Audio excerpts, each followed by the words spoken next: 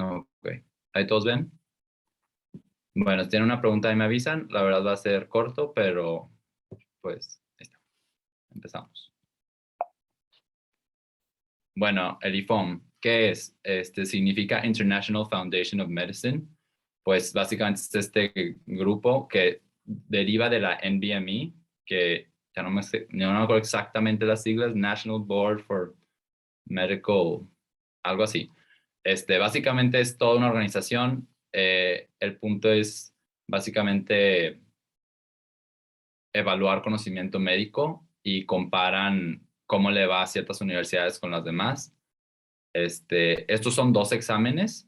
Cada examen son 4 secciones de 40 preguntas y es un total de 160 preguntas. Los exámenes cambian de temas, depende del año que lo estás tomando. El primer examen se toma a final de EMIS 4, o sea, ya terminando médicas, antes de empezar a clínicas, y el último examen se toma terminando clínicas. Ahorita les voy a explicar un poquito más el calendario para que se den una idea cómo está la cosa, pero les voy a explicar un poquito más de los exámenes primero. Bueno, el primer IFOM es Basic Science. Esto que alude es anatomía, bioquímica, histología, biocel, todo eso, micro, pato, farma, fisiología y sistemas. Dentro de sistemas, pues está neuro, endocrino, renal, gastro, todo eso, ¿verdad? Esto, pues como se imaginan, son las bases, más que nada. Aquí no, generalmente no te van a preguntar tratamiento ni cosas. Algunos se les hace hasta más difícil que el de clínicas, pero pues ahí varía. Tienen que saber muy bien todo de fisiología, cómo funcionan y son así. Generalmente todas estas preguntas y todas las preguntas del examen tienden a ser lo que le dicen clinical vignettes, casos clínicos básicamente, donde te ponen un paciente, te dicen sus signos, te dicen ciertas cosas, te pueden dar una imagen y ahí ya te hacen una pregunta subsecuente. La verdad es muy diferente a cómo tenemos nosotros preguntas en la EMIS y ya van a estar viendo la diferencia en las preguntas y cómo a pesar de que te sepas el tema, no es lo mismo saber el tema que saber contestarlo en el examen, que eso es algo que a mí ya se me hizo más claro después de que ya empecé a estudiar para los steps, pero si quieren ahorita platico un poquito más de eso. Después el segundo examen, el que tomamos al final de EMI6, es Clinical Science. Aquí ya vienen cosas un poquito más prácticas de medicina familiar e interna. En Estados Unidos cuando dicen medicine, literalmente se refieren a medicina interna. Entonces, si ustedes buscan este temario, porque lo pueden buscar en el IFOM, búsquenlo en Google, ahí salen todos los temas desglosados, lo ponen como medicine para que nada más tengan entendido eso. Está ginepedia y psiquiatría y cirugía. Aquí sí quiero recalcar que la EMIS hace muy poco énfasis en psiquiatría en general. O sea, yo me enseñé psiquiatría yo solo, básicamente, pero aquí, como pueden ver, es uno de los temas principales que ponen. Entonces, ahí sí es básicamente estudiarlo tú mismo, agarrarte de la mano tú solito, porque la EMIS no te prepara para esas preguntas. Es un campo completamente nuevo. Bueno, especialmente yo, que yo en EMIS 6, no sé si saben los EMIS más pequeños, pero puedes, lo que se dice quemar una materia, que es cuando te vas a estudiar fuera, haces pues, lo que tú quieres estudiando fuera, pero de todos modos tienes que tomar los exámenes de esa materia. Entonces, imagínate la tetra que yo quemé, era la de geriatría, neuro y psiquiatría. Yo me fui a hacer cirugía plástica a Houston. Entonces, tuve que yo estudiar solo y yo presentar esos exámenes. Pero ya verán después. Entonces, sí, solo para que lo tengan en mente. Psiquiatría, de hecho, también sale en Basic Sciences para que lo tengan contemplado. Cuando tomas el IFOM, esto es una foto que ahí saqué en Google, te dan un resultado. Por ejemplo, va a ser del IFOM 2. Te dan un resultado de cómo estás. Creo que es hasta 800 el IFOM. Los steps no se miden así. El step creo que es hasta 300. Pero te hacen equivalencias y te dice cómo vas con cada una de las cosas, que la verdad está muy bien para que sepas bien pues cuáles son tus debilidades y en dónde tienes que trabajar más. Entonces, sí háganle caso a estas cosas cuando vayan a presentar los exámenes. Creo que es algo que sirve mucho, es algo que nos da mucha idea, a pesar, por ejemplo, yo que pensé que era súper bueno en ginecología y se me hace muy fácil y cuando lo hagan van a ver que sí es más fácil, más que interna y que cirugía. Pero después en los exámenes me iba muy mal, entonces ahí vas viendo por qué está pasando eso. para que le pongan atención a eso. Después, cosas que tener en cuenta. El IFOM hay que tomarlo en serio.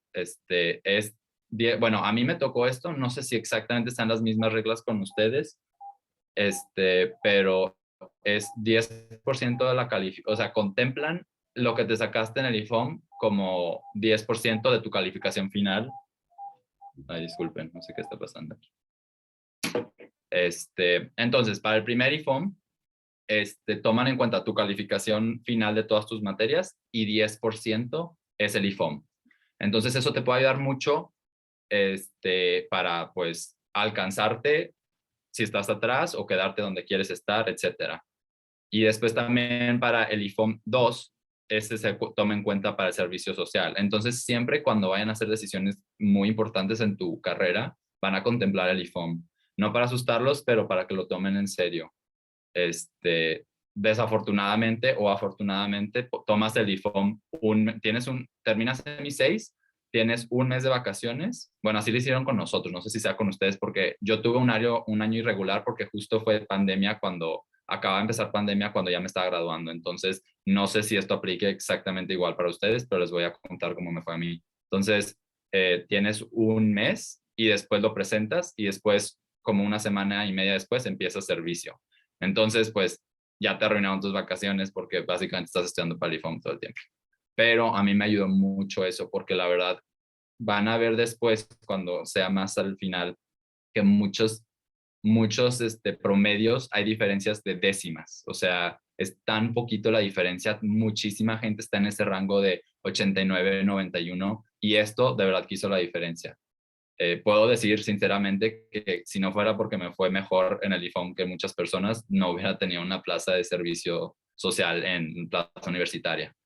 Entonces, sí pongan atención, hagan preguntas de práctica, first aid, ya les hablarán de qué métodos. Yo la verdad no incluí eso porque de eso van a ver demasiadas cosas y no sé si Santiago va a hablar de eso, pero sí, tenganlo en cuenta. Y bueno, pues semeja mucho las preguntas de los TEPS. Es muy bueno como que, así son los exámenes y como verán otra vez, no tienen nada que ver con los exámenes que tomamos en la EMIS. Si no hay maestros aquí, puedo decir que están muy mal hechos la mayoría y ustedes ya sabrán. Entonces, esto mínimo son exámenes muy bien hechos, esos tengan confianza. Mucha gente los revisa, entonces no va a haber nada que alguien se confundió ni nada. Entonces, son muy buenos para medir cómo vas en la carrera. Y bueno, también para presentar los TEPS tienes que haber pasado el IFOM, para que tengan en cuenta. Muchos la verdad no pasan y no se sientan mal por no pasarlos, o no nos va tan bien a los EMIs. Y hace sentido, la EMIS no hace énfasis en los temas que hacen énfasis los de Estados Unidos. Entonces, nada más cosas que tomar en cuenta, ¿no? A ver, siguiente. Les voy a poner una línea de tiempo bien rápido de cómo me fue más o menos a mí, o bueno, lo que va a pasar con todos, perdón. Entonces aquí cada uno obviamente es desde MIS 1. Entonces vas a tener ciencias básicas, aquí es para estudiar, ir de fiesta con tus amigos, todo eso. Después te vas a MIS 3 y 4. Aquí ya van a empezar lo que son las tetras 5 y 6, ¿verdad? Clínicas. El IFOM lo presentas justo antes. Después ya haces clínicas, tus rotaciones. Este es el IFOM que toman en contemplación para este año. Sí pueden ver mi cursor, ¿verdad? Sí. Ok. Este IFOM es el que toman en cuenta para las rotaciones de este año. Van a haber rotaciones, bueno, ya no sé cómo esté el TEC y qué rotaciones han quitado, pero así igual te puede dar prioridad y conseguir las rotaciones que tú quieres. Después, bueno, ya haces clínicas el quinto año, aquí el sexto. Al final, igual presentas el IFOM, como dije, un mes después, y en agosto empiezas tu servicio. Entonces presentas el IFOM como creo que el último de julio, ahí por los últimos, y empiezas el servicio la primera semana de agosto. Ya es todo el año, es de agosto, y generalmente si no vas a presentar STEPS o lo que quieras, el ENARM se presenta en septiembre. Entonces, técnicamente para los que estudian para el ENARM, estudian pues desde agosto hasta todo el año, hasta acá, ¿verdad? Ok, aquí abajo les puse los steps y cómo más o menos sería el orden o cómo los tomé yo. Bueno, lo óptimo y lo que dicen muchas personas es que tomes el Step 1 pues aquí en el cuarto año. Hace sentido porque acabas de ver todo pato, acabas de ver la mayoría de los temas que salen en el examen los acabas de ver. Entonces aquí la verdad los tienes pues más frescos. Una desventaja que sí veo aquí, o sea, es que sí tuve amigos que lo presentaron, pero ellos siguieron, ya compraron First Aid desde antes, y sí es tenerlo en mente, porque sí tienes que dedicarle bastante tiempo, un año, si es que hasta más, para estudiar esto. Y te digo, estudiarlo y ver cómo lo preguntan los de Estados Unidos. Es diferente que lo estudies y te sepas el tema a saber contestar las preguntas.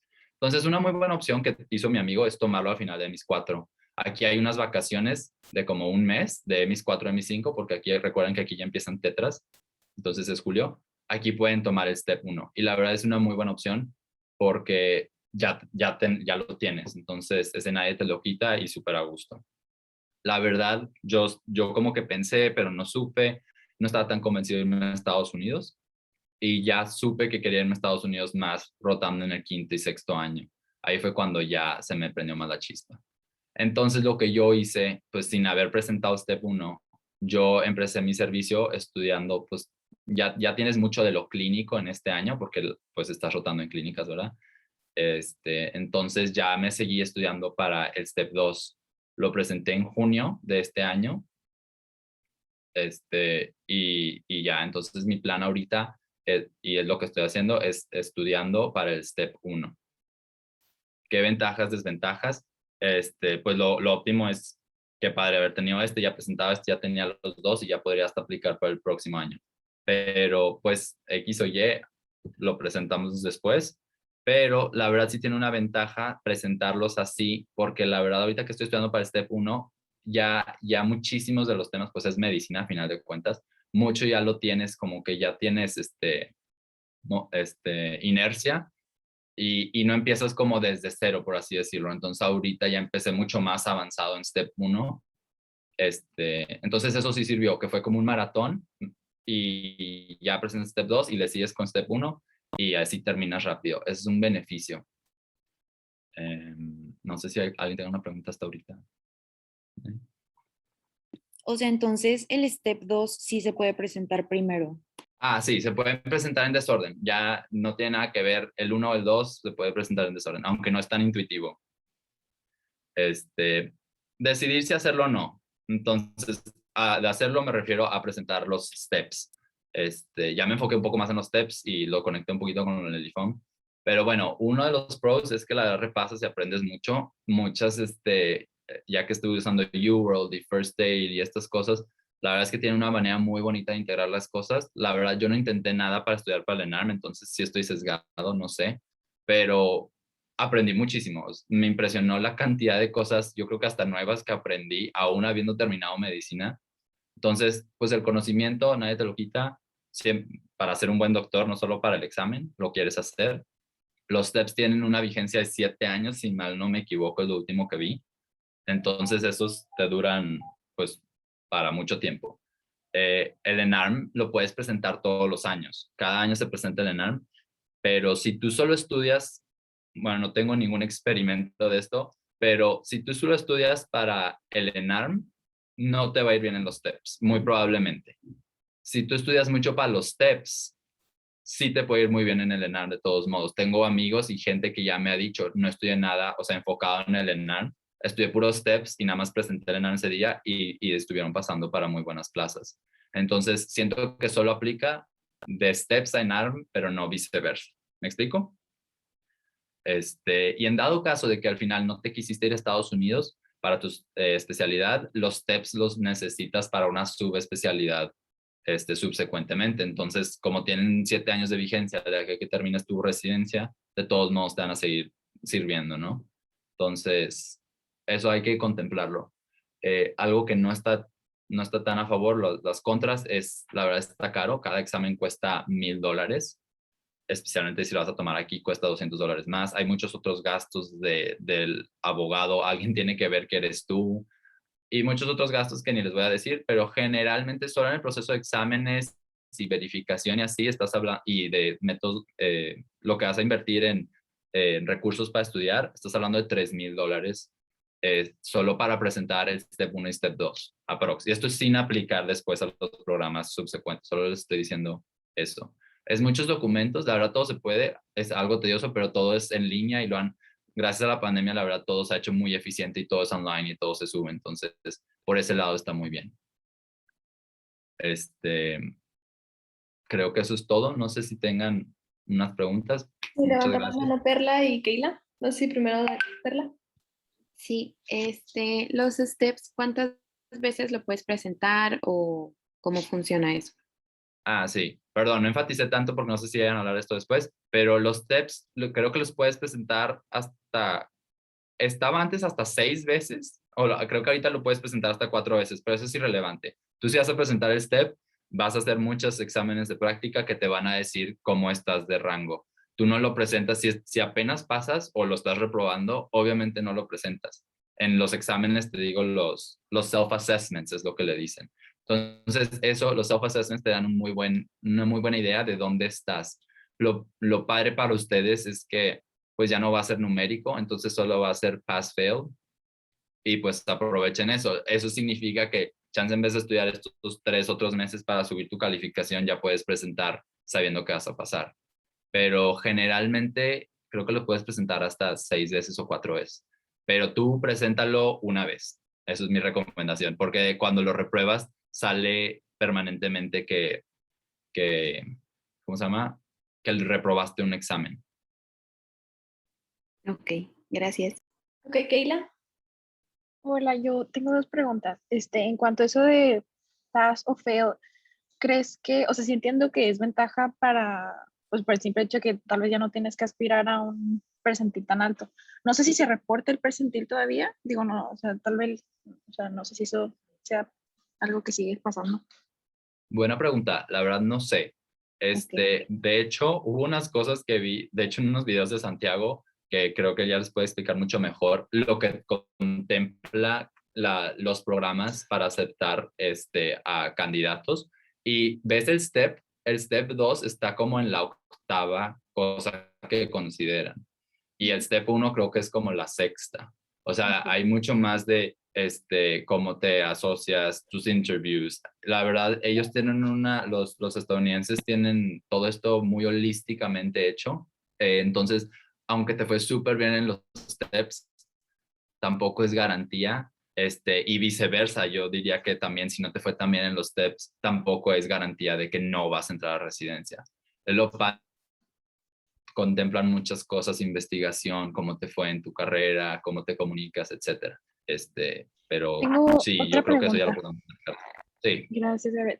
Quería preguntar que si crees que hay alguna utilidad para los que no consideran ir a Estados Unidos para hacer su residencia, pero sí en el extranjero. O sea, que si crees que te sirve de algo tener en tu currículum haber hecho los steps.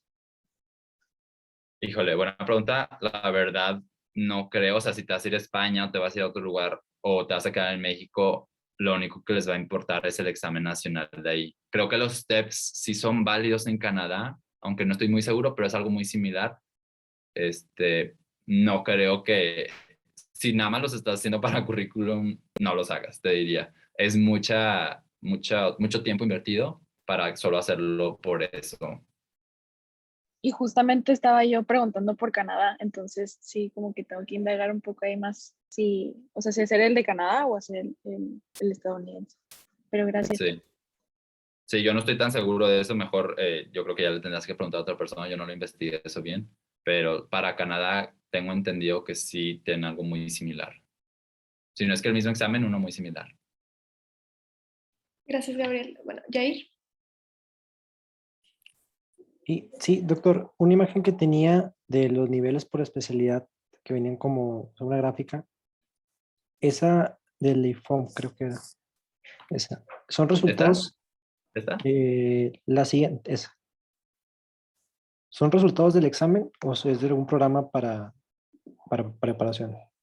No, estos es como unos resultados de un examen. Te dice más o menos, aunque esto no sé cómo está, pero sí te dice de cada una cómo estás de rango y así, o cómo estaría gente.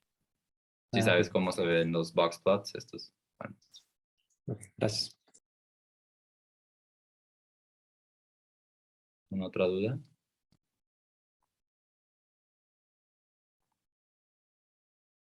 Bueno, ahí está mi correo. Si me quieren contactar con mucho gusto, les puedo contestar dudas de la EMIS. Sí, sin duda creo que Santiago es mucho más experto que yo. Creo que ya he visto cosas de su canal. Pero de todos modos, cualquier cosa que necesiten, aquí estoy para ayudarlos. Muchas gracias, Gabriel. Y bueno, ahora sí, dándole el espacio a Santiago. Primero que nada, muchísimas gracias, Santiago, por tomarte el tiempo. Sé que a lo mejor como que te escribió una chava random con un correo con numeritos. Y bueno, muchísimas gracias por empezar a contestar el correo y tomarte el tiempo.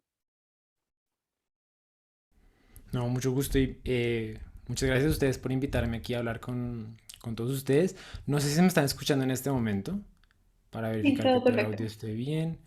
Ok, entonces si les parece, les voy a compartir de una vez la pantalla. Y al final, cualquier pregunta, si tienen más preguntas de los steps o eso, pues yo también estoy metido en ese proceso. Me pueden hacer la pregunta que ustedes quieran. Por ahora, quiero saber, ¿ven la pantalla? ¿Sí? ¿Y podemos Sí. comenzar?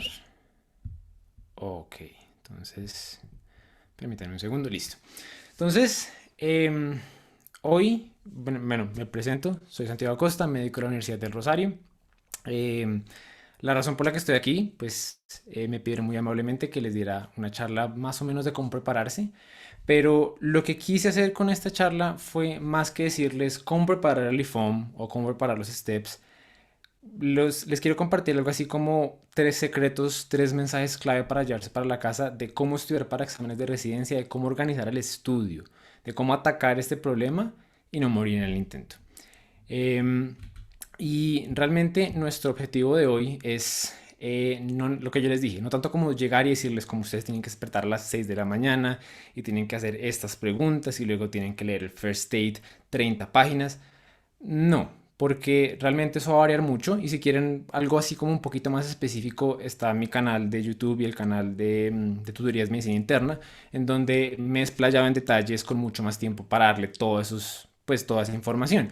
Y ya que pues Gabriel dijo que los IFOM al parecer son muy parecidos de los STEPS, el consejo que van a encontrar en esos canales probablemente va a aplicar bastante. Pero lo que quiero hacer como en esta charla en particular, es algo así lo que dice esta frase famosa asiática, que es que si ustedes le dan pescado a un hombre por un día, pues lo van a alimentar ese día, pero si le enseñan a pescar, lo van a alimentar por toda la vida.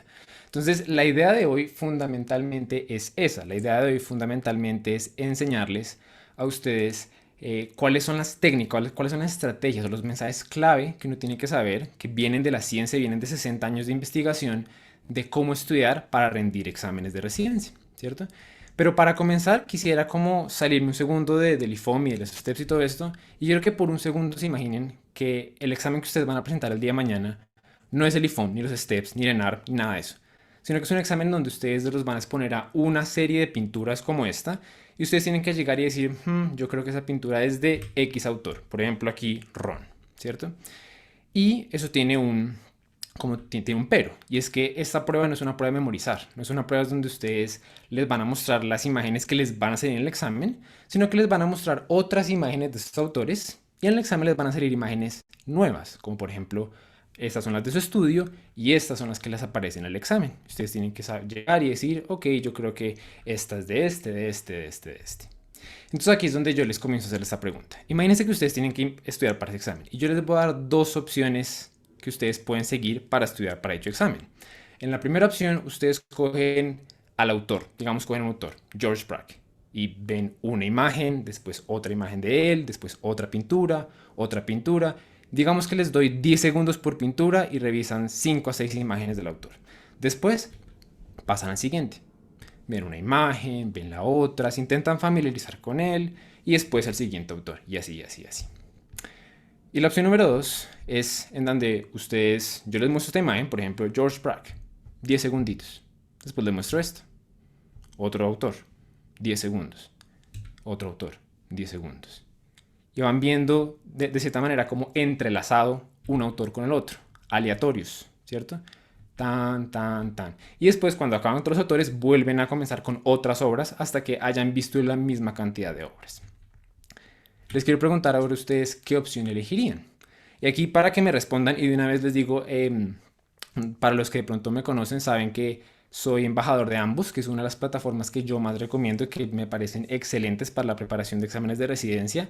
No solo los STEPS, sino realmente, por ejemplo, yo lo he utilizado ahorita que he estado preparándome más o menos para el MIR. Me parece excelente. Entonces vamos a estar rifando al final de la charla una membresía de 2 meses completamente gratis de Ambos Plus. Pero la vamos a rifar por aquí. Entonces, para que respondan esto, quiero que se metan a www.menti.com, pongan ese código que aparece ahí y contesten esa pregunta. ¿Qué estrategia utilizarían? ¿La opción 1 en bloque o la opción 2 de manera espaciada? Entonces tomémonos 10 segunditos, voten para ver ustedes cómo decidirían estudiar. Santiago, perdón, creo que la tienes cerrado el voting. A ver, déjame ver aquí si... Sí. Creo que ya debe aparecer. Listo, sí.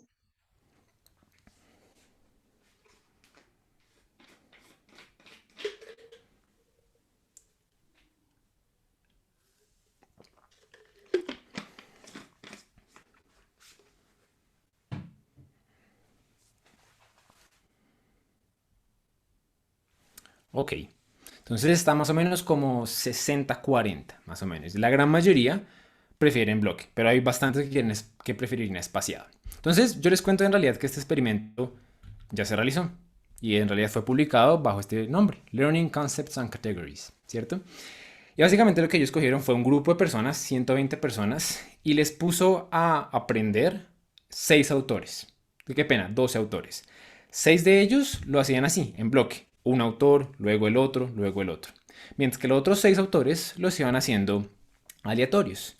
Y después pasaban a hacerle 4 exámenes, en donde les mostraban pinturas nuevas que nunca habían visto esos autores y ellos tenían que pensar, que decir cuál autor creían que era. Y los resultados fueron los siguientes. Ellos se dieron cuenta que, entonces bueno, les ubico un poquito con esta gráfica. Esto de aquí en el eje Y son la proporción de respuestas correctas. La gráfica en negro es de los que estudiaron en bloque, en masa, un autor y después del otro. Y estos de aquí son los que estudiaron espaciado. Una pintura de cada autor de manera espaciada.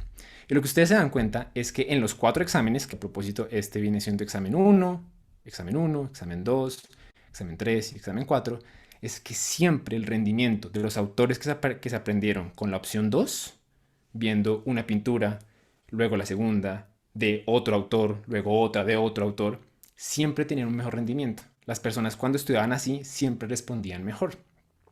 Lo cual deja perplejo a muchos. En realidad los investigadores llegaron y dijeron, eso no tiene sentido. A uno generalmente la intuición le dice que debe ser como más fácil aprender así, con la opción número 1. Entonces ellos repitieron el experimento, hicieron un experimento levemente distinto. Dividieron el grupo en 2.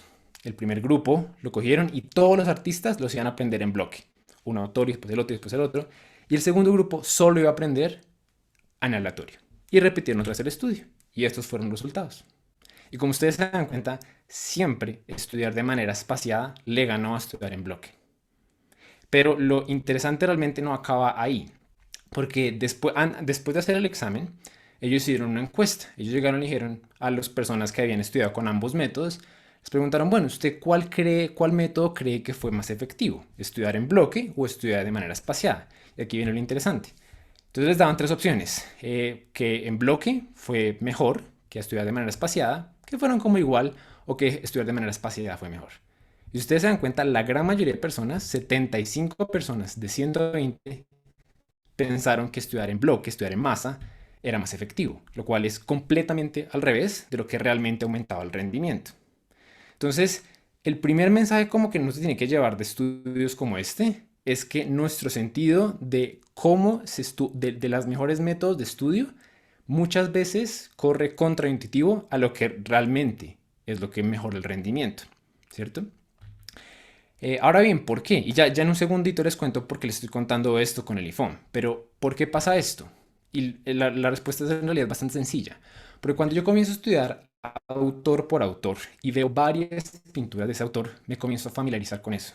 Comienzo a decir como, oiga, sí, George Braque, este tipo como que pinta así, con estas líneas.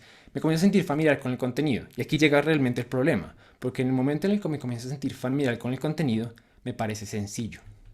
Y ahí eso me da la ilusión de maestría. Y yo comienzo a confundir la familiaridad de que, oiga, así como que entiendo este concepto, con realmente lo domino. ¿Mm? Y una vez me llega el examen, una vez me llega una imagen que realmente me va a probar de manera objetiva mi maestría, me doy cuenta que en realidad solo está un poquito familiar. Y ahí ya les estoy dando como pequeñas pistas de lo que, Gabriel hace unos minutos decía, de que, oiga, sí, uno puede saber el tema, pero responder mal. Precisamente, uno puede estar familiar con esos conceptos, leerlos, oiga, sí, ya he leído eso, y aún así que le vaya mal. Y lo otro que pasa cuando uno estudia de esta manera es que uno se comienza a enfocar tanto en las similitudes. Uno dice como, oiga, sí, ya tengo el sentido de George Bragg, ya tengo el sentido de Bruno Pesani, pero poco se comienza a enfocar en las diferencias. Uno poco comienza a decir como, oiga, ¿cómo es que era diferente esta de esta? En cambio, en el otro método, cuando uno ya comienza a ver una pintura y después la otra, uno inmediatamente siente que la cosa no es tan sencilla. Y esa es precisamente la clave. Debido a que uno no se siente confiado con el método de estudio, uno tiene que ponerle más esfuerzo. Y uno después de que una imagen y la otra, tiene que pensar, oiga, ¿cómo es que era esta cosa? Ah, sí, está la pintura de George Bragg. Uy, pero es que la de Henry Cross también me parece parecida. ¿Qué tienen de diferente? Y ese proceso mental es precisamente lo que hace que el entendimiento, la comprensión de esto sea mucho más profunda y mejor el rendimiento. Y además lo mismo, tengo un mejor discernimiento.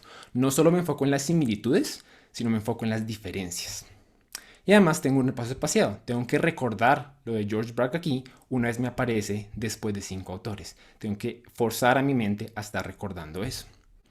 Ahora bien, ustedes pueden llegar y decir como, bueno, este señor, ¿por qué nos está hablando de pinturas cuando yo voy a presentar ese IFOM? Y aquí en realidad es porque, aunque ustedes no lo crean, la habilidad que uno necesita para poder decir esta pintura es de tal persona es un patrón es la capacidad de ver patrones. Y es exactamente lo mismo que uno hace en medicina. Y el ejemplo más claro de eso es una radiografía. Cuando yo voy a interpretar una radiografía, en estas tres radiografías, técnicamente lo que estoy observando son manchas blancas en la parte inferior derecha del pulmón. Pero la capacidad de ver los patrones es lo que me hace diferenciar una neumonía de un derrame, de una bronquiectasia.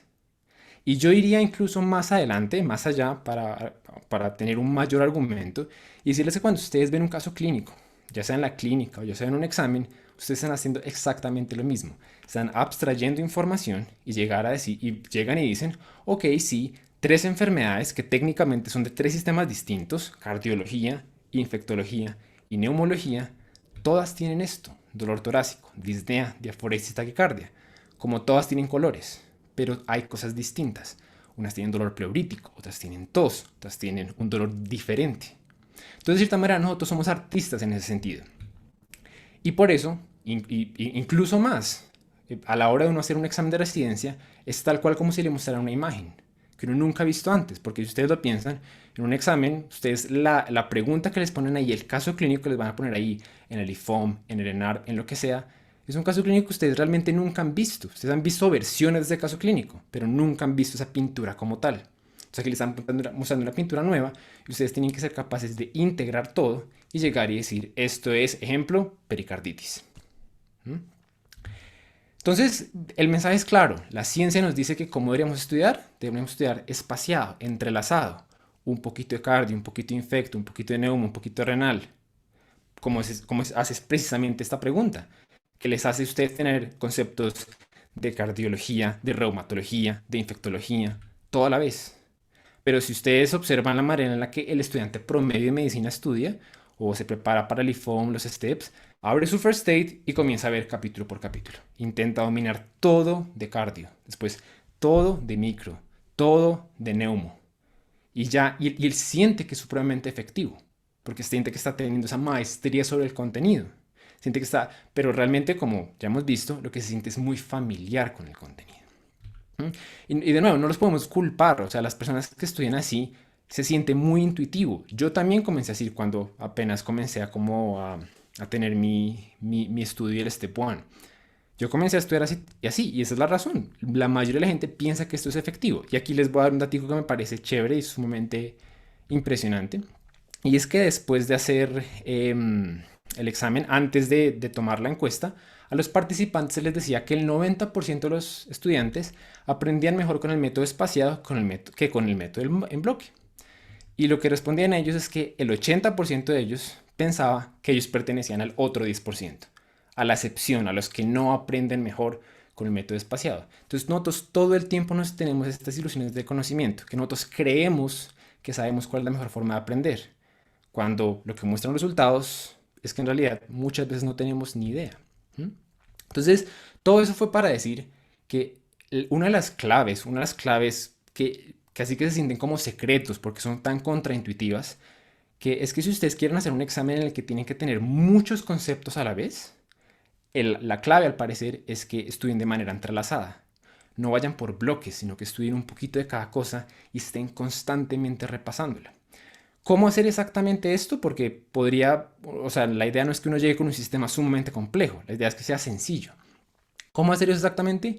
Lo vamos a hablar un poquitico más al final de la charla, pero por ahora quiero que tengan ese mensaje ahí en el fondo de la cabeza. ¿Listo? Por ahora, lo que vamos a hacer es que, ¿se acuerdan la página de Menti en la que estábamos? Y se acuerdan que yo les dije que vamos a rifar al final una membresía de ambos. La manera que la vamos a rifar es por meritocracia. Entonces, vamos a tener 3 casos clínicos. La persona que mejor responda a los casos clínicos y más rápido lo haga, se va a ganar precisamente esta membresía de ambos. Entonces, voy a pasar a la siguiente pregunta. Aquí me imagino, no sé si les va a pedir algunos datos, es posible que les pidan unos datos. Entonces, pongan sus datos, elijan un emoji. Les doy ahí unos 10 segunditos. Y ya en un segundito pasamos al caso. Entonces, lo que yo les dije, les van a dar como, creo que son 90 segundos, que es el tiempo promedio para que ustedes vayan acostumbrando, que les van a dar en los steps y en el IFOM. Listo, 90 segundos por pregunta. Y de nuevo, las personas que nunca han hecho una pregunta de los steps, aquí van a ver más o menos a qué se van a enfrentar. ¿Listo? ¿Ya están todos adentro? Más o menos está la gran mayoría. Listo. Ok. Entonces la pregunta es esta. Y ahí ya comenzó el countdown. 90 segunditos.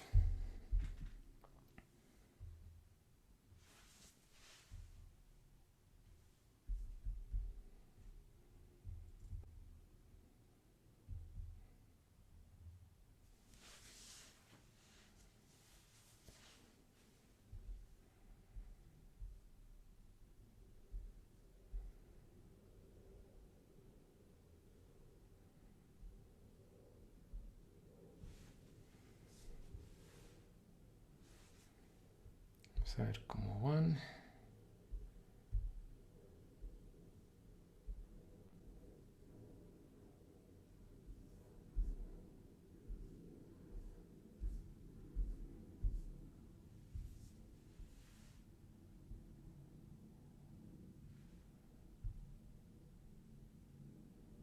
Ok, 37 segundos les quedan.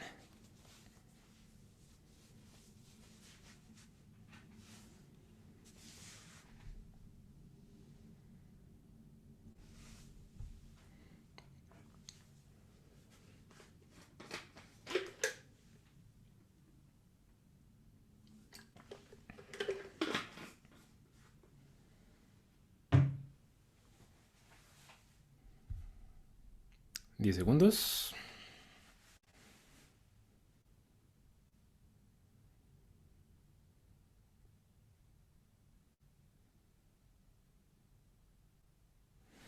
Y creo que tiempo. Muy bien. Vamos a ver cómo les fue.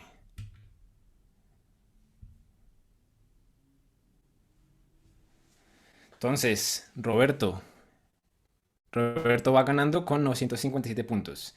Entonces, por ahora, Roberto ahí va liderando. Les cuento, esta es no sé qué tan difícil o fácil les pareció la pregunta, pero es una pregunta típica. Típica del STEP. La respuesta correcta en este caso es una leucemia mieloide aguda. Hay varios como pistas aquí, pero básicamente le están usando 67 años, es decir, adulto, con fallo medular, bajo conteo de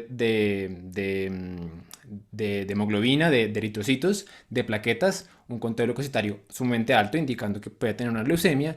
Y aquí les muestran un hallazgo clásico del STEP. A ellos les encanta preguntar esto, que se llaman los bastones de Auer, ¿cierto?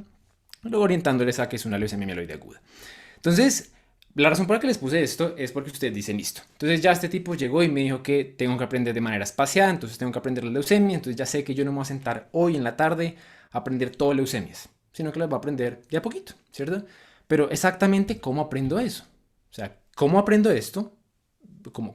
Exactamente qué hago? ¿Me pongo a leer el Harrison? ¿Me voy a leer el artículo del New England? ¿O me voy al First State, que lo mencionaron por ahí ahorita? ¿O será que me voy a por unos videos que me recomendaron, que son de Boards and Beyond? ¿Qué hago? Y en general, cuando alguien me pregunta esto, la pregunta se siente mucho como, ¿qué medio de transporte utilizo? ¿Será que me voy en bus, en taxi, en avión o me voy a pie? Y como ustedes deben tener pues como ustedes deben adivinar, la respuesta depende enteramente de a dónde me voy a ir, a dónde quiero llegar. Si yo no conozco este punto, determinar el medio por el cual voy a llegar es casi que adivinar si no conozco. Entonces, con el ejemplo de leucemia mieloide aguda, es con lo que estábamos, pues les doy más o menos un breakdown de eso. Entonces yo cogí los NVMEs que Gabriel ahorita contaba, es de esta agencia a veces libera como simulacros. Y esos simulacros son de versiones previas de los exámenes. Yo me puse a ver los simulacros de los últimos años y me puse a ver qué preguntaban de leucemia mieloide aguda. Y encontré 19 preguntas. 11 de ellas se dedicaban al diagnóstico y diferenciales, es decir, exactamente la misma pregunta que ustedes vieron ahorita. Un caso clínico, diferencia las diferentes leucemias. 4 preguntas buscaban que ustedes identificaran la complicación, que es la coagulación intravascular diseminada. 2 preguntas identificaban que usted supiera manejarlo con ATRA. Y 2 que usted supiera que la mieloperoxidasa es un marcador.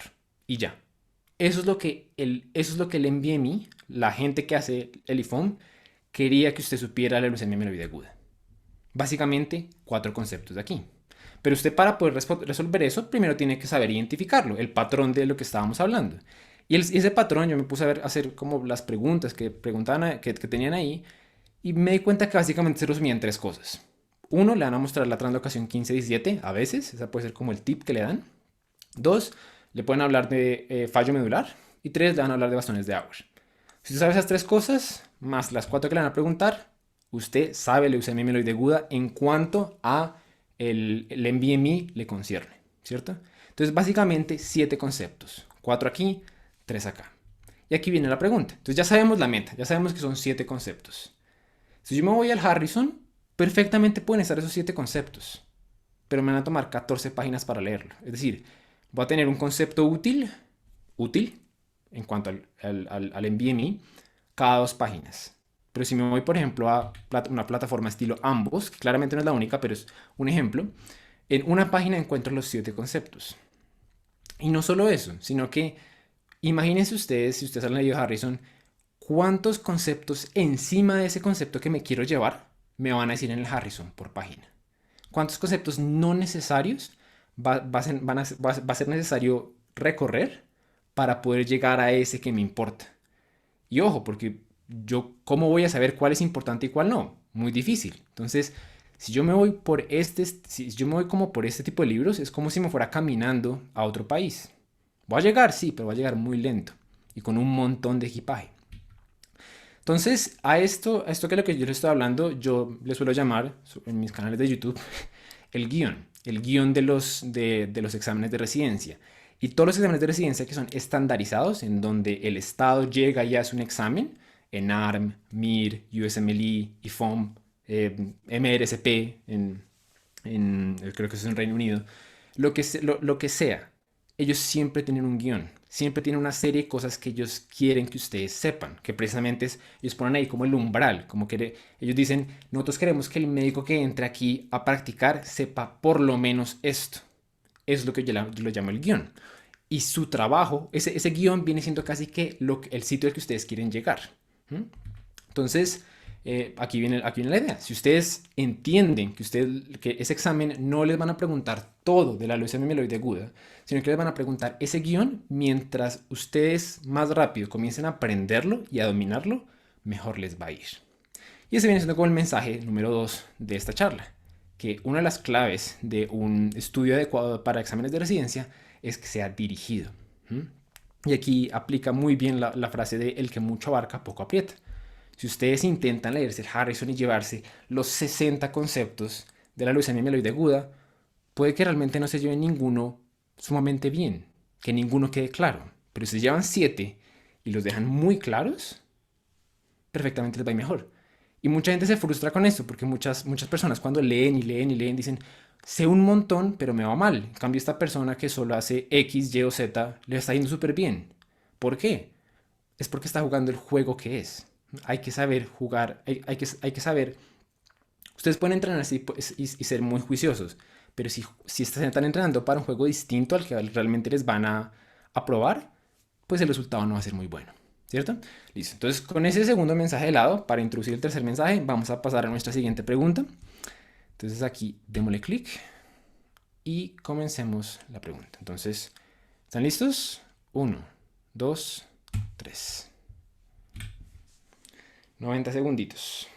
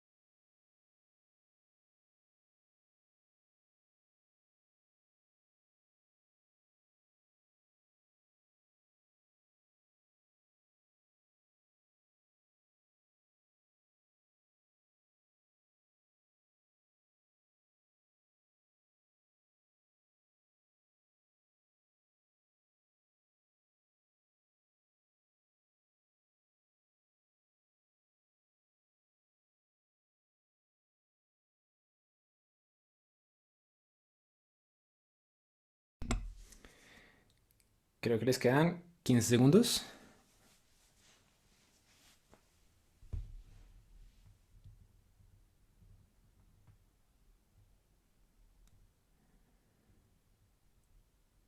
Listo, y creo que ahora sí, tiempo. Entonces, vamos a ver cómo les fue.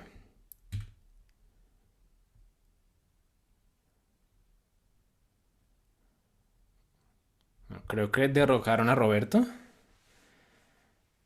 Listo, Andrea Ortiz, 1677 puntos. Va a la delantera. Entonces, simplemente como para darles la respuesta, de nuevo también pregunta no tan típica, es un poquito más difícil. Es de translocaciones, las translocaciones frecuentes en las neoplasias hematológicas. La respuesta correcta en este caso es la A. Les están presentando una leucemia en un niño. Casi que siempre si ustedes le presentan una leucemia en un niño, de entrada, a menos de que ustedes sean la persona más de mal del mundo, es una leucemia linfocítica aguda, ¿sí? 99% de las veces. Ustedes tienen que ser muy de malas. Yo en general, siempre que leía preguntas del STEP, veía un niño, veía una leucemia linfocítica aguda. No lo pensaba más. Y la translocación más asociada a esa leucemia es esta, la translocación 12-21.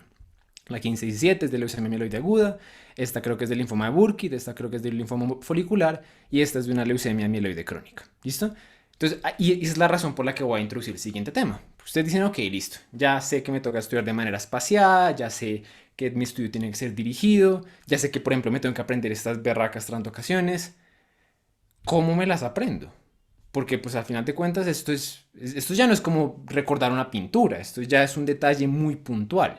Entonces, ¿cómo acordarse de esto? Y ustedes le preguntan a la persona promedio, casi que todo el mundo tiene el mismo consejo, y es repetirlo. Porque al final de cuentas, esta frase muy famosa, la repetición es la madre de la retentiva. Pero esta frase le falta una palabra clave, y es la palabra que yo quiero que ustedes se den cuenta cuál es. Entonces, para eso les traigo este estudio. Es un estudio también bastante común en la literatura pedagógica y básicamente lo que era un experimento. Ellos querían decir, ok, ¿cuál será el mejor método para que alguien se acuerde de la mayor cantidad de ideas en un texto X? Por ejemplo, este texto de la suburbanización de los Estados Unidos.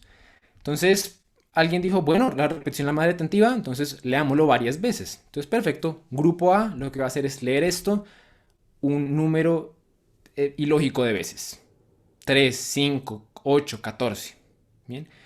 Pero el otro grupo, el grupo B, va a hacer algo distinto. Lo va a leer una vez. Va a tener una oportunidad, le vamos a dar 15 minutos para que lo lea, por ejemplo. Y después de esos 15 minutos se lo quitamos, le damos un papel, ¿cierto? Y en ese papel le vamos a instruir a que ponga todo lo que se acuerde. Ponga todo lo que más se acuerde. No le vamos a dar directrices, no le vamos a dar, simplemente haga ese esfuerzo de pensar, ok, ¿qué era lo que decía el texto? Y escribirlo. No le vamos a decir si estuvo bien, si estuvo mal, y una vez acabe eso, le quitamos el papel. Y ya, no le decimos si estuvo bien, mal, nada. Y después le hacemos un examen. Y eso fue exactamente lo que hicieron. Hicieron un examen a los 5 minutos, a los 2 días y a la semana. Y si ustedes se dan cuenta, el grupo que estudió una vez y volvió a estudiar, o sea, releyó el texto, a los 5 minutos le fue mejor. Recordó una mayor cantidad de ideas que el que solo estudió y luego se probó a sí mismo. Pero ojo, y aquí viene lo importante. A los 2 días de que hicieron este estudio, a los 2 días que hicieron como esta fase donde ellos sentaban e intentaban aprenderlo, al grupo que estudió y luego se testeó a sí mismo, le fue dramáticamente mejor. Y a la semana ese resultado solamente se amplificó. Recordaban casi que el doble de los que releyeron 2 veces. Entonces dijeron, oiga, bueno, y si lo hacemos más veces, por ejemplo, si ponemos a ellos a estudiar, a releerlo no solo 2 veces, sino un montón, y hacemos 3 grupos. Entonces el primer grupo, vamos a hacer que ellos estudien, que tengan 4 ocasiones en las que relean el texto, y ellos en ese grupo terminan releyendo 14 veces. Otro grupo que estudia y se testea, se lo releía 10, y uno que solamente estudia una vez y simplemente yo le paso un papel, pone lo que se acuerda, le quito el papel, le paso otro papel, pone lo que se acuerda y hago eso 3 veces. Testeo. Este grupo lo terminó leyendo 3 veces y estos son los resultados de ese estudio. A los 5 minutos, de nuevo, las personas que releyeron el texto 14 veces les fue dramáticamente mejor que a los que se testearon un montón de veces. Pero a la semana el resultado se invierte. Y eso es lo fundamental aquí. A la semana, los que se testearon más veces eran los que más recordaba. Entonces, el mensaje clave de este tipo de estudios es que el tipo de repetición, sí, la repetición es importante, pero la manera en la que ustedes la practican determina la adaptación que ustedes van a recibir. Si ustedes repiten de manera pasiva, si ustedes simplemente releen, el rendimiento máximo lo van a tener en el corto plazo. Y yo ya sé, por ejemplo, que si me van a hacer un examen en 5 minutos, lo que me voy a dedicar es a releer las veces que pueda. Pero si tengo un examen como el IFOM en una semana, un mes, 6 meses, yo ya sé que ese método que mucha gente practica, de oiga, voy a releer mis notas, voy a releer los apuntes, voy a releer la página, voy a volver a ver el video, tiene resultados no tan óptimos. Y fíjense que ellos le llevaban 14 leídas y este grupo solo 4 leídas. Es un número gigante. Entonces la palabra que yo creo que le falta a esto es la repetición activa. La repetición de ustedes están obligando al cerebro, oiga, ¿qué fue lo que leí? En donde ustedes los están obligando a pensar. Esa es la clave de la retentiva, por lo menos de la retentiva a largo plazo. Y aquí simplemente como para darles ese datico, como de nuevo, me parece muy interesante. Ellos una vez acababan la fase de estudio, les preguntaban, usted de 1 a 7, ¿qué tan probable cree que se va a acordar una semana de esto? Y si ustedes se dan cuenta, el grupo con la mayor calificación que ellos dijeron, yo creo que me va a acordar bastante, con una calificación de 4.8, era el grupo que releyó 14 veces. El grupo que menos confianza tenía en sí mismo, el que se estudió una vez y se testeó 3 veces, fue el que menos confianza tenía y fue el que mejor rendimiento tuvo. Entonces, de nuevo, esa idea de que el aprendizaje más efectivo en realidad es muy contraintuitivo, se repite aquí. Entonces, todo eso es para decir que, o el mensaje número 3, es que su estudio tiene que ser activo. Entonces, quieren preparar un examen de residencia, el estudio tiene que ser activo. ¿Y activo qué significa? De esto podríamos hacer perfectamente un video solito, pero activo significa cosas como no transcribir. De cuando ustedes están escuchando una clase, no simplemente comiencen a transcribir las cosas, de que no relean, de que no se pongan a subrayar, porque todos esos métodos son métodos pasivos. El estudio activo obliga a que ustedes utilicen lo que hay un autor que se llama Daniel Kahneman, su sistema 1, el sistema 1 de pensamiento, donde ustedes activamente tienen que pensar cómo es que es la cosa de verdad, sin ver los apuntes, sin ver la imagen, sin ver nada, para ver si su mente por sí sola es capaz de entender el contenido, ¿cierto? Pero entonces ya hemos visto como varios mensajes, pero poquitas cosas realmente prácticas. Entonces, lo que quiero pasar ahora es ya dejar de lado un poquito como estas guías generales y mostrarles una manera de la que por lo menos yo apliqué esos tres como mensajes de la ciencia. Y eso lo hice a través de un método que se llama el método PHR. Aquí de una vez yo les digo, no les estoy diciendo que es la única o la mejor manera de estudiar para exámenes de residencia. Es una manera de acoplar todos estos mensajes en un método sencillo de utilizar, ¿cierto? Pero yo les invito a que ustedes hagan los de ustedes. Perfectamente. Yo por eso les dije, les quiero enseñar cómo pescar, no les quiero dar el pescado. Pero si lo quieren usar o si quieren comenzar de aquí, puede ser perfecto. Entonces, este fue el método con el cual yo estudié para mis steps. Yo con este método me saqué 262 en el step 1, 272 en el step 2. Este es el método que estoy utilizando, por ejemplo, en este momento para estudiar para el MIR, porque de pronto lo voy a hacer el próximo año. Y ese método se llama el método PHR, de preguntas, heurística y repetición espaciada activa. Entonces, el método es muy sencillo. Lo primero que yo hago es preguntas. ¿Y esto qué se refiere? Que literalmente yo día 1 quiero prepararme, por ejemplo, para el IFOM. Yo quiero presentar el IFOM en 6 meses. Lo primero que voy a hacer es me voy a conseguir un buen banco de preguntas. Y voy a comenzar a hacerlas. Así, literal, primer día, sin haber leído una sola cosa. Voy a agarrar mi pregunta y la voy a leer. ¿Y cuál es la razón de comenzar con las preguntas antes de leer cualquier cosa? Bueno, hay varias en realidad, pero la fundamental es que las preguntas, sobre todo si ustedes consiguen un buen banco de preguntas que sea un reflejo del examen real, les van a servir como una guía o un índice de estudio. Porque si les sale una pregunta en ese banco de preguntas, es porque existe una posibilidad de que salgan en el examen real. En cambio, cosas pueden aparecer en los libros o en los videos que nunca se preguntan. Y las personas que hacen esos libros, esos videos, irónicamente, saben que eso nunca se pregunta, usualmente. Pero aún así lo ponen. Porque de nuevo, pues ellos quieren hacer un libro comprensivo, que ese es el problema. Entonces, no, yo comienzo con las preguntas. Y esto tiene bastantes beneficios. El primer beneficio es que es dirigido. ¿Sí? Lo que yo ya les dije. Esta pregunta es un reflejo de lo que yo realmente tengo que saber para que me vaya en el examen. Lo otro es que es activo. Al hacer yo esta pregunta no estoy leyendo pasivamente, familiarizándome con algo, sino que yo de primerazo sé, oiga, ¿tengo idea o no tengo ni idea? Entonces constantemente estoy chocándome con eso, estoy volviéndome activo. Tengo que elegir una respuesta, no simplemente puedo leer y ya.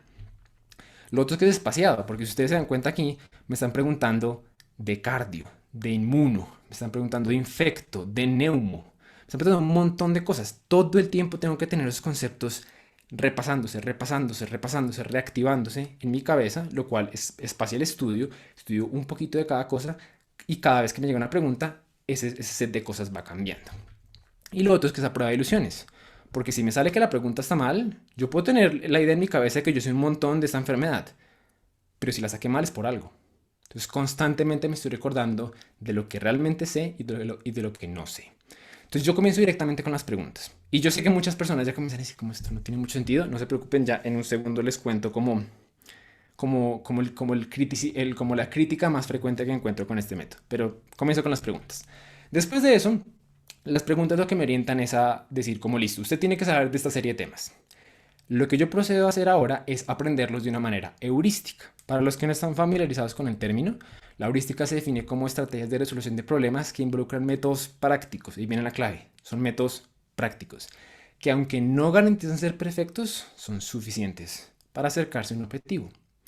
¿Esto por qué lo pongo aquí? Porque ustedes van a sentir el deseo o el impulso o van a pensar que el momento en que les aparece esto les está diciendo que ustedes tienen que aprenderse todo de pericarditis, de sarcoidosis, de neumonía, de embolismo pulmonar, de cada una de esas cosas.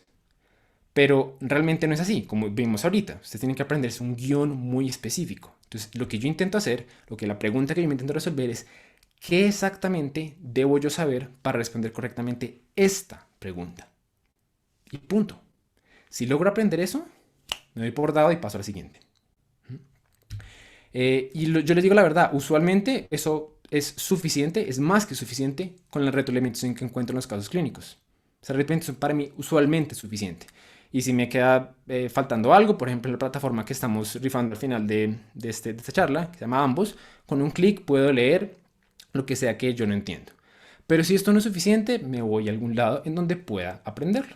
Y ahí pues tengo en el canal un montón de videos hablando de recursos de estudio que a la gente le pueden servir más unos que otros, pero al final de cuentas el punto es el mismo. Me enfoco en lo que realmente debo saber, no intento aprender todo de cáncer pulmonar. ¿Listo? Y lo otro que es clave aquí es el estudio activo. Y aquí activamente, aquí no es que yo llegue, vea la retroalimentación y comienzo a decir, ok, voy a copiar todo, voy a comenzar a copiar todo, voy a comenzar a copiar todo. No, aquí yo lo que intento hacer es, ok, tengo un montón de información aquí, ¿entiendo realmente lo que está al frente mío? Y por un segundo yo no miro la pantalla, leo y paro un segundo y digo, ok, ¿qué acabo de leer? ¿Lo puedo explicar? Eso se llama la técnica de Feynman. Intento explicar a mí mismo. Muchas veces me doy cuenta, oiga, sí, de verdad no entendí muy bien lo que decía aquí. De pronto me falta buscar un poquito más. A veces se lo intento explicar a alguien más. A veces intento hacer más preguntas al respecto.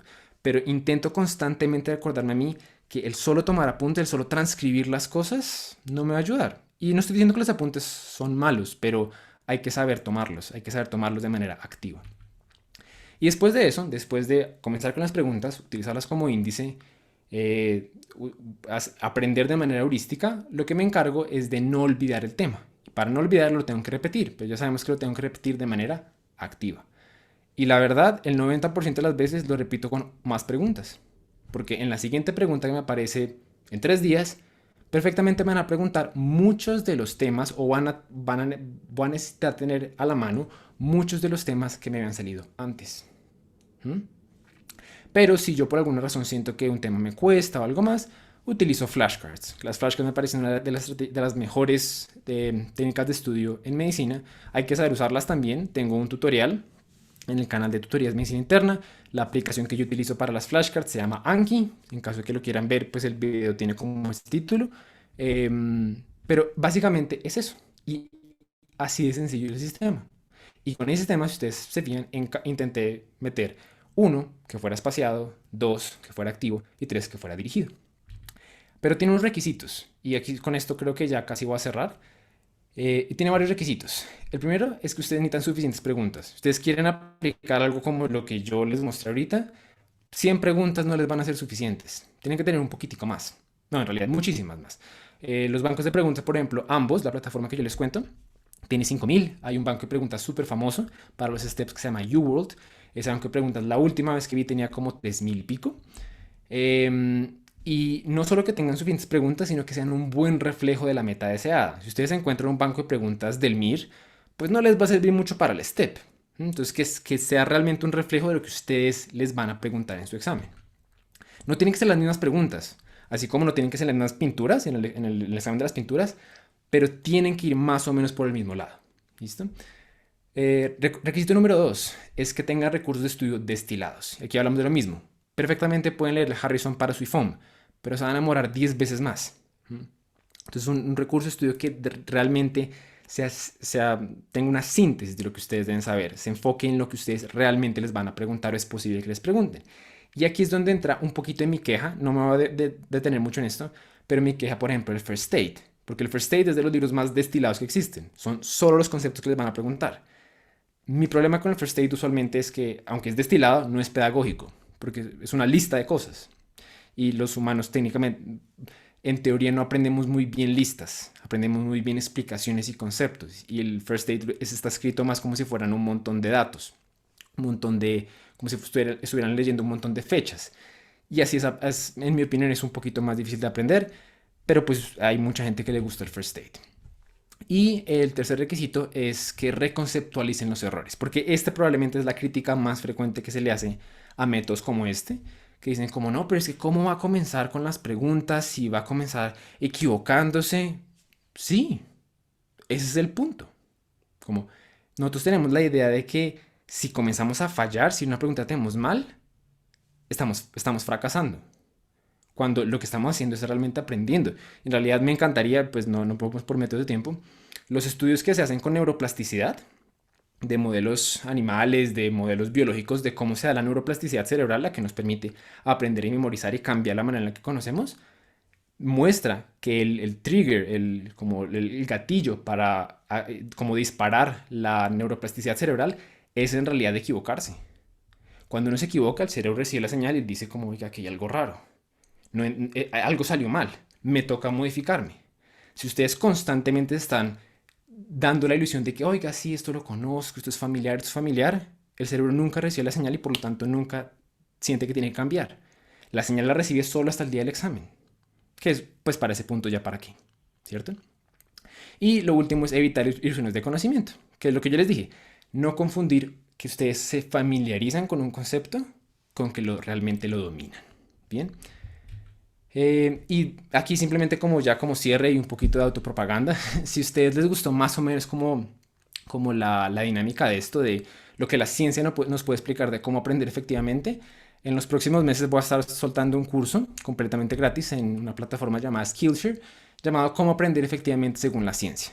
Si quieren estar pendientes para cuando salga y puedan tener un free trial y lo puedan ver completamente gratis, les recomiendo que se suscriban a nuestro canal de tutorías medicina interna en YouTube, ponen simplemente ese nombre y vamos a soltar un video cuando el curso esté listo para el público. Y por ahora, antes de pasarles a la parte de preguntas, les tenemos la tercera y última pregunta.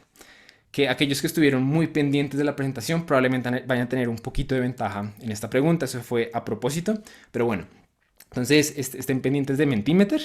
Vamos a irnos hacia acá. Y acuérdense, el que quede en top, de primer lugar en esta pregunta, se gana la membresía de 2 meses de Ambos Plus. Comenzamos por aquí. Comenzamos por acá. 90 segunditos.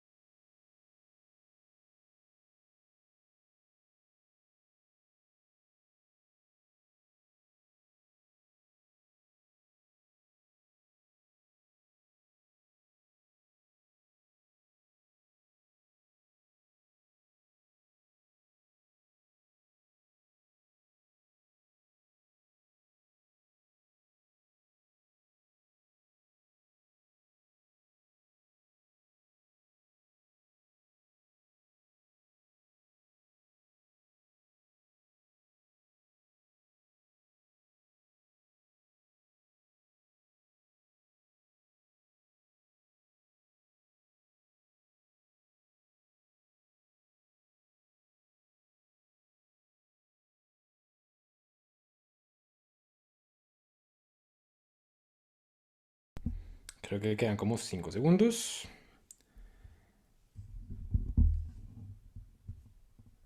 Ok.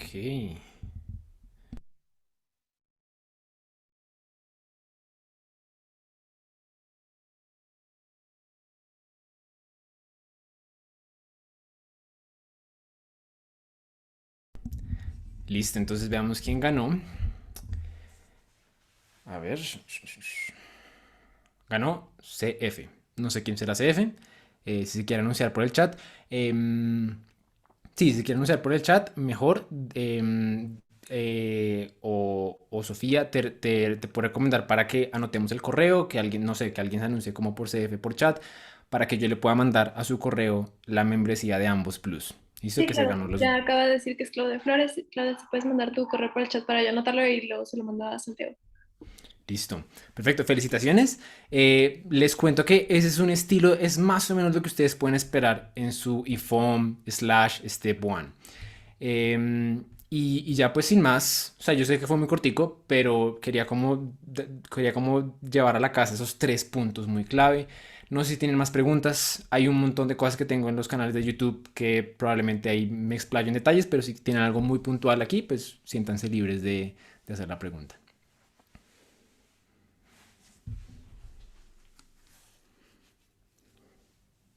Eh, Creo que Keila subió la mano.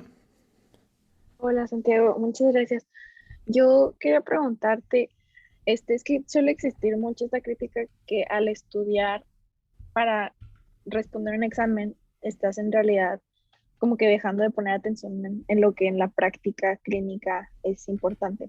O sea, a mí profesores me han dicho que no, es que nosotros no les enseñamos a responder exámenes. O sea, lo digo porque yo ya hice el IFOM, el primero, Ujú. y un doctor habló conmigo y me dice, pues dime qué hiciste, cómo te ayudó el TEC. Y yo pues dije, no, pues la verdad, o sea, el TEC no hizo mucho para ayudarme, o sea, yo estudié por mi cuenta y él me dijo, es que nosotros, nuestra intención no es enseñarles a responder exámenes, es que sean buenos médicos. Entonces, quería Ujú. preguntarte tu opinión, o sea, que si crees que el estudiar como lo has hecho para el examen, porque pues una cosa es estudiar para el examen y otra cosa es estudiar para ser doctor, que si crees que sí te sirve para ser doctor. Ok, muy buena pregunta. Creo que hay dos cosas que tener claras ahí. La primera es que uno tiene que evitar los extremos. Porque obviamente si uno se va al extremo, uno dice como, sí, yo no necesito saber técnicamente la translocación 12-21 para ser un buen doctor. Y mucha gente se agarra ese argumento y dice, por lo tanto, nosotros no les enseñamos a hacer eso porque pues es irrelevante.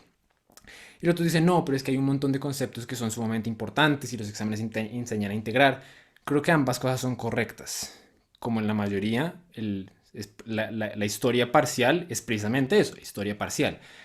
Yo te puedo decir que en mi opinión personal o en mi experiencia personal, después de que yo pasé por mi Step 1 y mi Step 2, volví, yo aplacé internado. En Colombia el internado, que es el último año de medicina, donde más practicamos, donde más nos exponemos a pacientes, tiene 2 semestres, como un obligatorio, donde rotamos por medicina interna, pediatría, yo no sé qué, y después uno especial.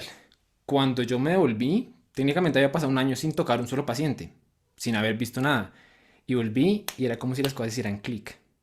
Yo notaba que las enfermedades, aunque obviamente muchos detalles clínicos se me habían olvidado, muchos detalles que no se reforzaban por los steps, muchas cosas eran mucho más fáciles de captar. Y algo que sí está sumamente bien evidenciado como en la teoría y en los últimos 60 años de investigación, es que una de las mejores maneras de aprender y consolidar y poder tener como ese conocimiento, como ese bagaje, esa teoría grande de la medicina, es precisamente exponerse constantemente a casos.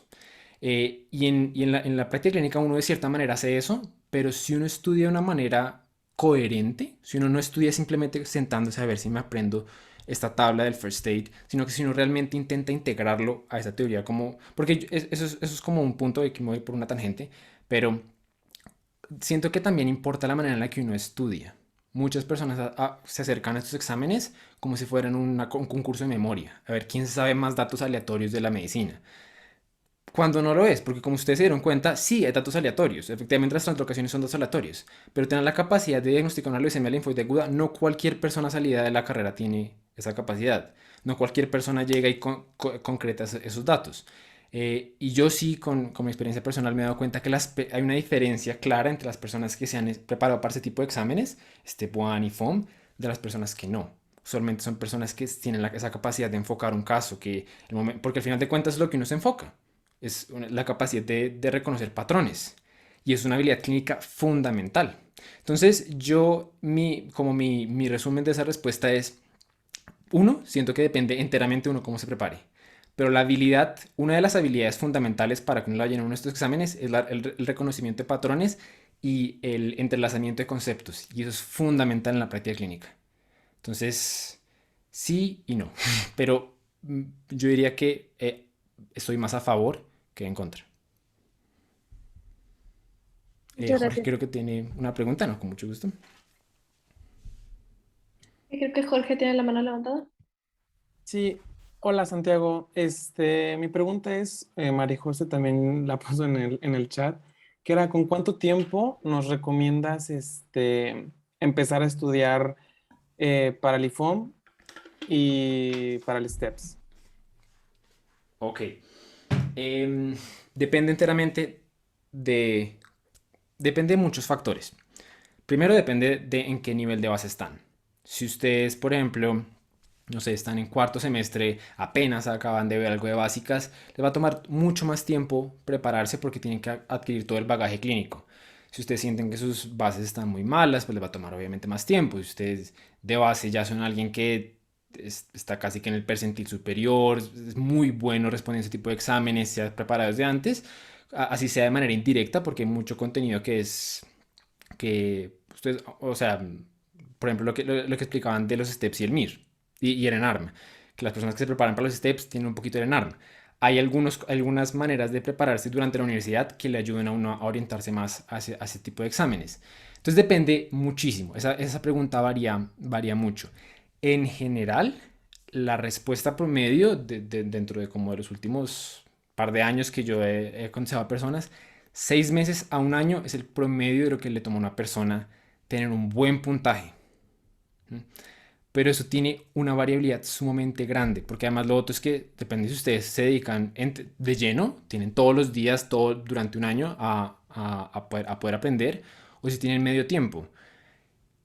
Entonces es muy variable. Como ya para dar datos un poquito más puntuales, Step 1, el problema es que va a perder su puntaje. Entonces yo les diría que si ustedes quieren prepararse para el Step 1, intenten hacerlo mientras estudian durante la carrera. Y yo creo que si lo cuadran más o menos con un año, si ustedes tienen un año y realmente se esfuerzan para hacerlo, perfectamente lo pueden hacer, lo pueden pasar. Step 2, si ya han hecho el Step 1, yo creo que en términos de 6 meses, más que suficiente usualmente para la gran mayoría de personas, algunas que les toma un año. IFOM, nunca he ayudado a nadie puntualmente para el IFOM, pero si es bastante similar a los NBMEs, yo diría que el promedio, como de ahí comenzaría a hacer mis cuentas, 6 meses. Pero si a ustedes les importa bastante el puntaje, mientras más tiempo obtengan, mejor, así sea tiempo parcial, así sea que ustedes le pueden dedicar 30 minutos en el que hagan 5 preguntas, que eso sería como yo orientaría mi estudio. Literal, yo les recomendaría comenzar ahí mismo pueden. Muchas gracias, Santiago. ¿Y Guillermo? Santiago, mucho gusto. Eh, yo tenía la duda de si nos recomiendas hacer tipo un calendario. Tengo entendido, mucha gente lo hace. Abre un Excel y pone, bueno, digo, teniendo ya en mente que nos recomiendas hacerlo mezclado. Y, estos calendarios realmente es como que la primera semana de X tema de neurología, la segunda de cardio. ¿Recomiendas tener un calendario de temas con un checklist o tal cual entrar de lleno, preguntas aleatorias? Sea un QBank de ambos, de UWord o otro a lo mejor que recomiendes. No sé si Ok. más o menos. Yo diría que yo personalmente sí hice un calendario. Aunque yo estudié básicamente a punta de preguntas, yo sí tenía claro qué banco iba a usar cada día y cuántas preguntas iba a hacer de ese banco. Y eso personalmente me sirvió mucho para saber que mis metas eran realistas. Porque muchas personas dicen, ok, voy a leer estos 2 libros, voy a ver sus videos y voy a hacer este banco de preguntas. Y nunca realmente se sientan con un calendario a aterrizarlo. Y no es porque yo sienta que uno tiene que seguir a la pie de la letra, entonces que de 7 a 9 tengo que hacer esto y de 7, pero es más o menos la idea, porque si uno, es más o menos la idea aterrizar los recursos, porque si uno con un calendario y le da que su día promedio uno tiene que leer 50 páginas, ver 2 videos y hacer 40 preguntas, no hay forma que le dé el tiempo. O sea, es un plan irrealista. Entonces yo siento que un calendario fundamentalmente es útil en el sentido de aterrizar los recursos. Hay un montón de personas que sienten que un calendario los mantiene pues como funcionando. Si uno es ese tipo de personas, adelante. Yo con el tiempo lo que me fui dando cuenta es que mis calendarios básicamente eran lo mismo todos los días, como que yo sabía qué días iba a ser 80, yo sabía que iba a ser 120, entonces ya ni siquiera lo miraba, pero me servía mucho como para organizar antes de comenzar mi estudio, como que más o menos voy a hacer esto, esto y esto y esto. Igual en mi canal, si ustedes quieren, en Santiago Acu, hay un video literal que se llama así, creando un horario personalizado de estudio para el USMLE. Pero sí, creo que puede ayudar. Muchas gracias. ¿Listo? Perfecto, muchas gracias. Y no sé si alguien tiene alguna otra duda o si vamos a dejar que Santiago vaya a cenar porque, bueno, él tiene una hora más de diferencia.